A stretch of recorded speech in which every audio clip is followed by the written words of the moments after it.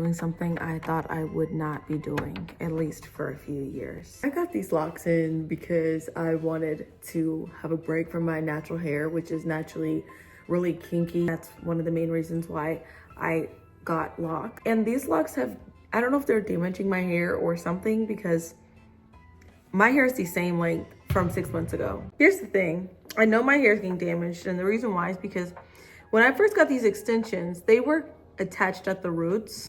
And currently, this is how far away from the roots they are. And so my hair has clearly grown in the last 5 to 6 months. Something is going on in the retention side where my hair is in the locks right here. So I'm taking them down.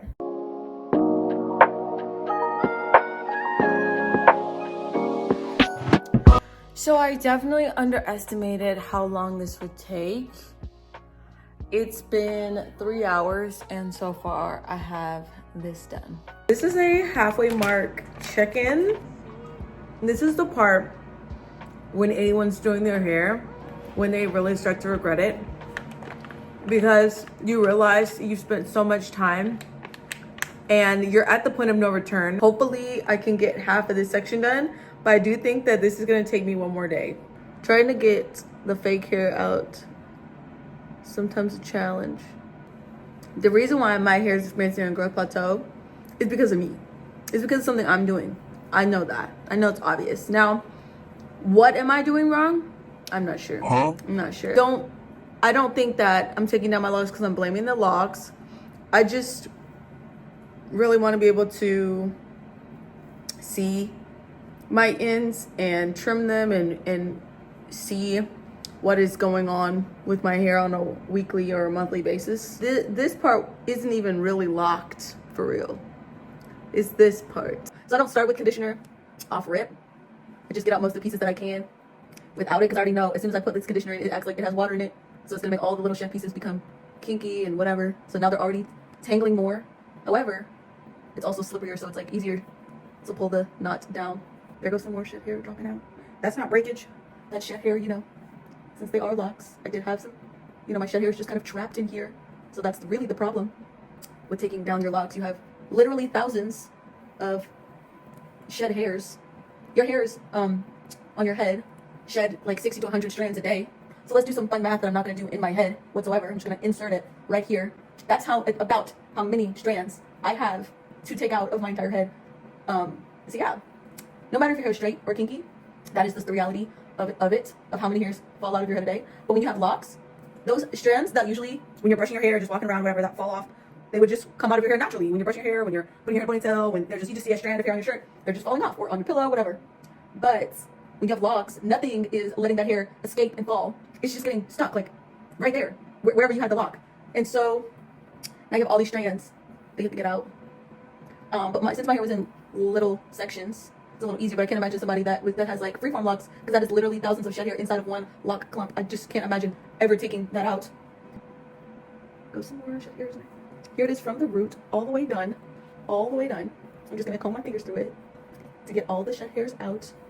And then I just add it to the pile in the back. I just insert this in the pile. Yes. One step closer to being free from my shackles. So you're taking your hair down and you're looking for something to watch. I got you.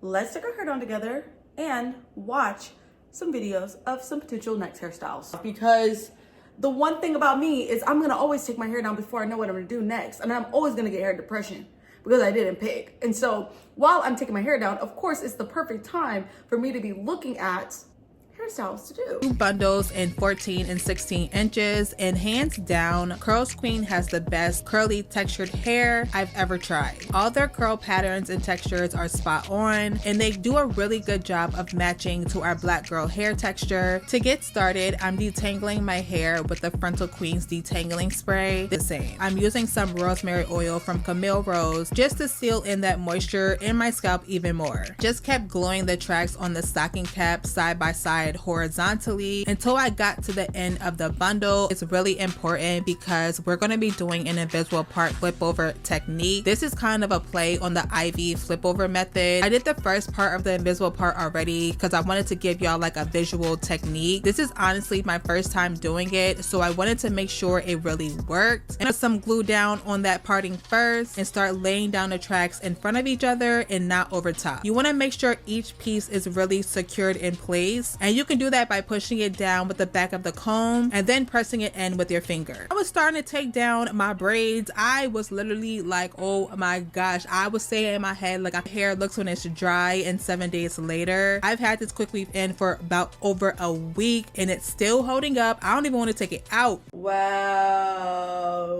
definitely not gonna happen. The texture of that hair looks so realistic. It looks like her hair. I'm prepping my hair to do the sew-in. So in the corner there, you can see the braiding pattern that I'm using, and that is what I'm going to use for the entirety of my head. I always use the same braiding pattern for a sew-in, and those parts that are highlighted in orange, those are the parts that you have the option of leaving out, leave out. I went ahead and started doing the no leave out section of this whole install. The no leave out section is synthetic.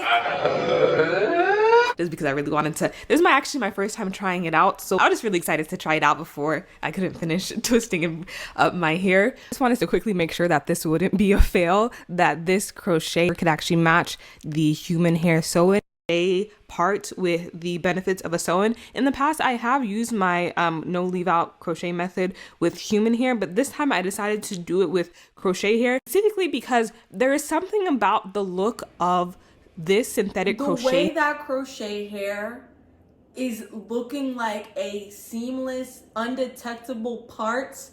Sewing down the ends of my twist before, I'm just kind of gathering them and sewing them into now while I'm sewing everything else, sewing the weft on. So that's a way to help get everything down as well. As you can see, we're already pretty much done. We see what we're working with. Then I proceeded to flat iron, not just the crochet here, but I'm flat ironing the actual sew-in hair as well, because the hair, like I said, it's a lot of hair. So I wanted to make it a little bit less poofy. And guys, I feel like I don't even really need to say much. Yo, if I can find some Yaki bundles, I'm doing this. I feel like the the footage just says it all. One thing, like I said, I was kind of worried about, or I just didn't know if the synthetic hair would match the human hair that well, but as you can see, it matches so well. Why does that look so good? It just looks naturally hers. Like, I would be like, that's hers, you know? Please.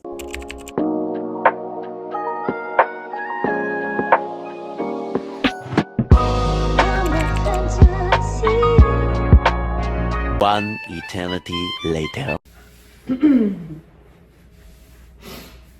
My name is Jordan, and I'm Hannah Montana.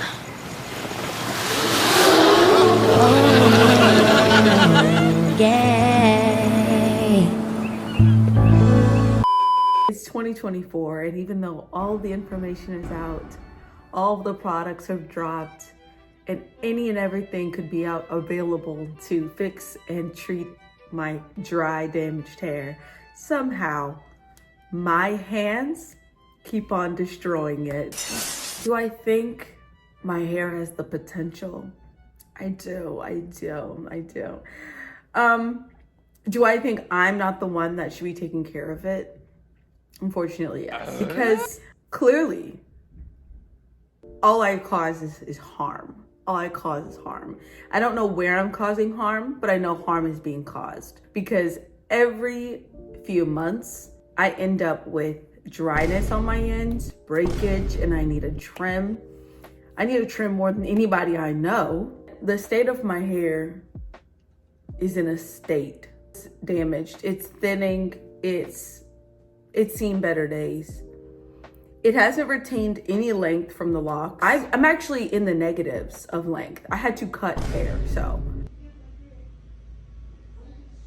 Are you serious? You got it? Count to 3. 1, 2,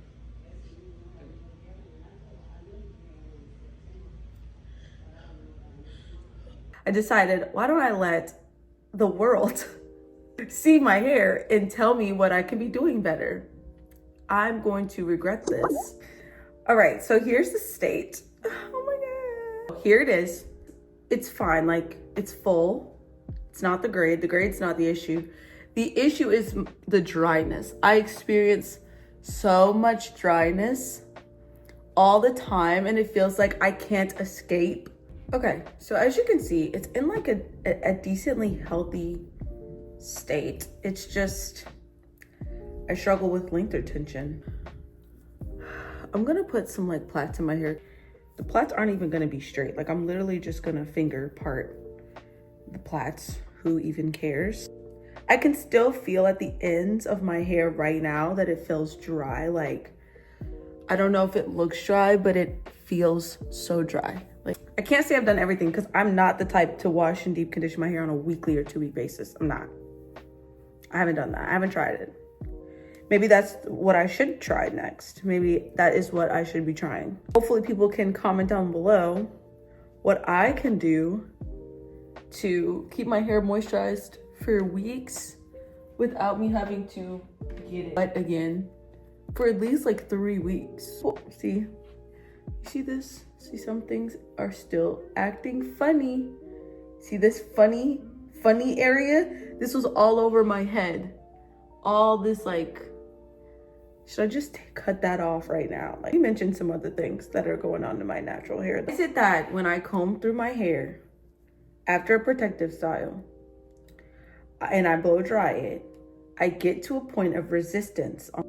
This is smooth until all right here. It needs to be cut, but I feel like I'm doing it wrong. Ooh, oh, that was actually a lot. Please tell me what that is. What is that resistance? It's like thickness on the ends. I was trying to comb, the comb would stop like right here and I'd have like a ball of resistance thickness. I've gone on TikTok, typed in natural hair dryness or breakage, find videos that have people showing their something that's extremely similar to what I'm talking about. They're cutting it off and I'm like, okay, so I should be cutting mine off then. Responding, no one's talking about what it's called. Is that just like dryness? Does anyone know what I'm talking about? If you know what I'm talking about, where the ends of your hair is just like refuses to get combed. It won't, the comb, the brush, nothing wants to go through. And it's pissing me off. If you have any advice for my natural, please leave it in the comments. I installed kinky crochet hair, then curled it.